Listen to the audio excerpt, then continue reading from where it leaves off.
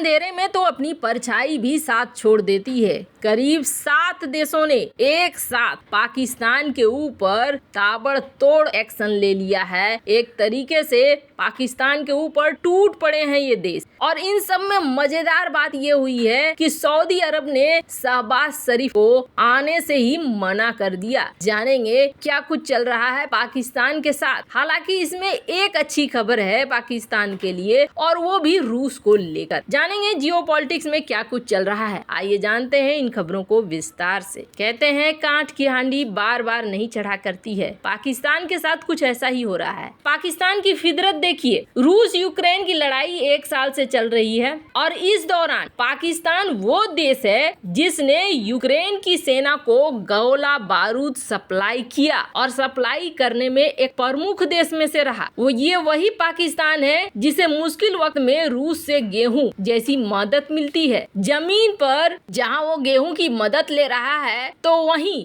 Field gun howitzer तोपों के लिए गोला बारूद भेज रहा है यूक्रेन और नाटो के सैनिक इसका इस्तेमाल कर रहे हैं। टैंकों को, मशीनों को टारगेट कर रहे हैं। इसके अलावे मिलिट्री सप्लाई में ये गोलियां भी भेज रहा है जो मशीन गनों में इस्तेमाल होती है। 40 mm rounds rocket propelled grenade launcher में इस्तेमाल किया जाता है। पाकिस्तान ने क्या क्या भेजा? 130 mm 155 गोले भी भेजे हैं जिसका इस्तेमाल फील्ड गन में होता है। गोला बारूद के अलावे गोलियां भेजी है राइफल मशीन गन की जो पारंपरिक रूप से रूस में बनाई जाती थी। सोवियत संघ का हिस्सा रहे यूक्रेन की तरफ से इस्तेमाल करने वाले ये सारी चीजें दे रहा है। रूस का गेहूं खा रहा है और रूस से दगाबाजी कर रहा है। इसके बावजूद देश ने अमेरिका को भी नहीं छोड़ा, इस देश ने किसी को भी नहीं छोड़ा। पर जब जब आर्थिक संकट आता था ना, तब ये फोन घुमाता था। एक तो अमेरिका की तरफ से थैले भर भर के पैसे आते थे और ये थैले भर भर के पैसे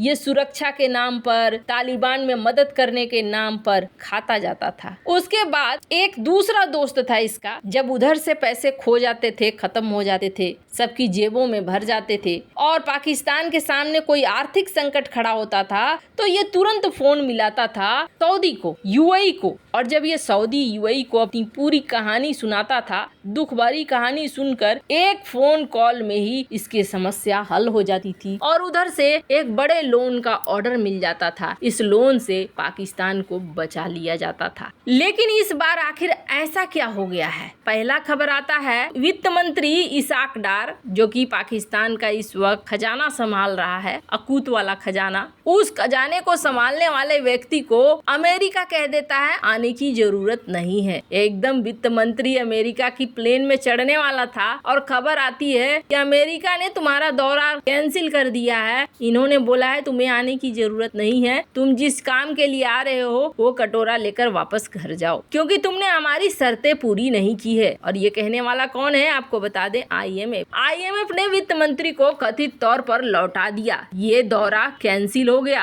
और इस दौरा कैंसिल होने के बाद अमेरिका के सामने एक बार और गिड़गिड़ाया पाकिस्तान, आईएमएफ से लोन दिला दो बाबा। लेकिन आईएमएफ लोन देने को तैयार नहीं है। दिन प्रतिदिन आईएमएफ लोन की शर्तों को कड़ा करता जा रहा है। इस बीच आईएमएफ ने कहा लिखवा कर लेके आओ, चाइना से, यूएई से, सऊदी से। अगर ये लिख के दे देते हैं कि तुम्हें कर्जा ये देंगे तो हम भी तुम्हें कर्जा देंगे। ये लिखवाने के लिए गया और कहा जाता है कि चाइना ने एक आश्वासन दे दिया, यूएई ने एक आश्वासन दे दिया, सऊदी ने एक आश्वासन दे दिया। ये बात कहे कौन रहा है? शहबाज शरीफ कह रहा है अपनी जनता से कि हमें जल्दी ही आईएमएफ से लोन मिल जाएगा, टेंशन मत लो। इसलिए टेंशन मत लो क्योंकि हमारी बात हो गई है और हमारी बात हो गई है सऊदी से, हमारी बात हो गई है यूएई से, सब पैसे भेज रहे हैं। अच्छा, पैसे भेज रहे हैं। आईएमएफ ने कहा कि नहीं भैया, अभी तक हमें कुछ नहीं मिला है, कोई लिखित आश्वासन नहीं मिला है। कहा जा रहा है कि पाकिस्तान के प्रधानमंत्री ने ये बात कह तो दी, लेकिन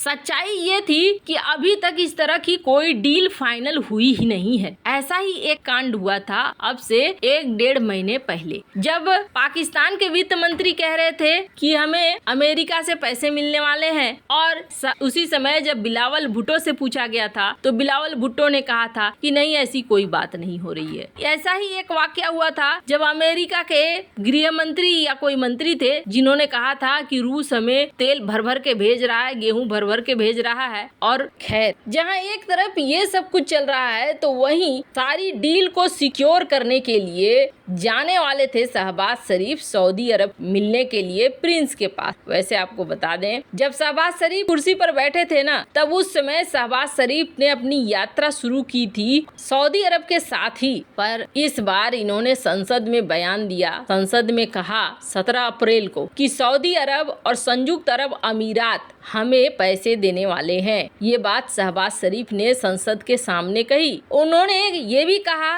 कि IMF ने जो शर्त दी थी वो शर्त हमने पूरी कर दी है। शहबाज शरीफ ने देश की संसद को संबोधित करते हुए कहा कि बड़ी दया दिखाते हुए सऊदी अरब ने हमें और $2 अरब प्रदान किए हैं, जबकि UAE ने हमें $1 अरब देने का वादा किया है। उन्होंने कहा कि पाकिस्तान ने अब सारी सहायता प्राप्त कर ली है और शर्तों को पूरा कर दिया है, ऐसे में हमें मिल जाएगा अब जा। लेकिन इन सब के बीच में अचानक से कैंसिल कर देता है सऊदी अरब शहबाज शरीफ की यात्रा। और कैंसिल क्यों होती है? कैंसिल इसलिए होती है कि शहबाज शरीफ ने एप्लीकेशन डाला, हम आपसे मिलना चाहते हैं। सऊदी अरब के प्रिंस ने कहा कि हमारे पास वक्त नहीं है, और यहाँ से कट गया। इसका क्या मतलब है? क्या दोनों के बीच तनावपूर्ण हो गए हैं संबंध? क्या पाकिस्तान राजनीतिक संकट में है? सऊदी अरब ने साफ साफ कह के हड़कंप मचा दिया है जब इन्होंने ये कहा कि शहबाज शरीफ जो अपने मंत्रियों के साथ यहाँ आने वाले हैं, उनकी यात्रा को कैंसिल कर दिया गया है। एक बार और हड़कंप सा मचाया जब इन्होंने कह दिया कि हम मुफ्त की अब खैरात देना बंद कर रहे हैं। हालांकि इमरान खान के जाने के बाद से ही सऊदी अरब और पाकिस्तान के बीच रिश्ते खराब होने लगे हैं। तो वहीं सऊदी अरब अब खुले विचारों के साथ ऐसे देशों के साथ आगे बढ़ना चाह रहा है जो विकास करवाएं। उस भी जान रहा है कि तेल का खेल होगा खत्म, और इससे पहले दुनिया भर के देशों से